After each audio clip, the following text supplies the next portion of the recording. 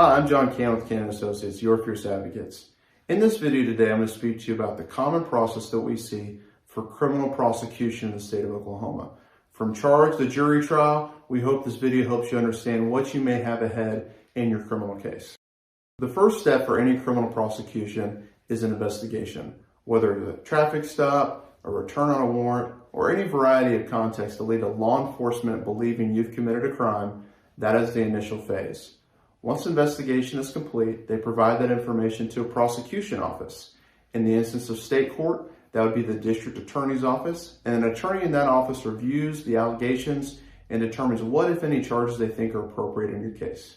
Once they make that filing decision, an information is filed in your name alleging specific criminal acts against you.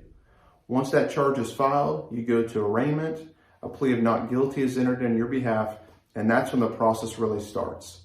Following arraignment, your case will go in front of the judge that could resolve your case.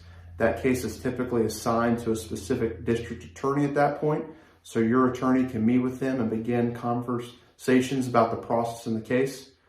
As the case progresses, you can move through really one of three options. First and foremost is negotiating your case through mitigation, extenuation, your circumstances, helping us to tell a narrative of who you are in order to try and seek a resolution of your case with minimal consequences. The second option is to fight your case. If there's a problem with the evidence, the facts, the law, or there's something that the law enforcement did or did not do that should have happened, then we can work on fighting your case from beginning to end. And the third and final option is a resolution through something available in the court system, whether it's a diversion program, drug court, mental health court, or one of the many program options that are available.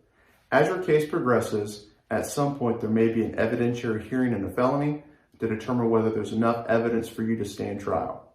If you're bound over at that point, that's when the motion practice begins to identify specific fact problems or legal problems and lay those before the judge for a judge to decide what your jury trial will look like.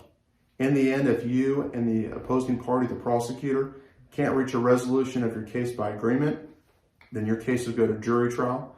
If we're your counsel, our team of fierce advocates will do everything in our power to build your story and show how the government cannot meet their burden of beyond a reasonable doubt.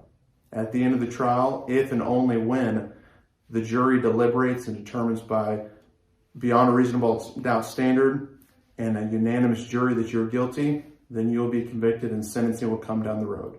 Otherwise, you should be found not guilty of the charges and be able to walk away.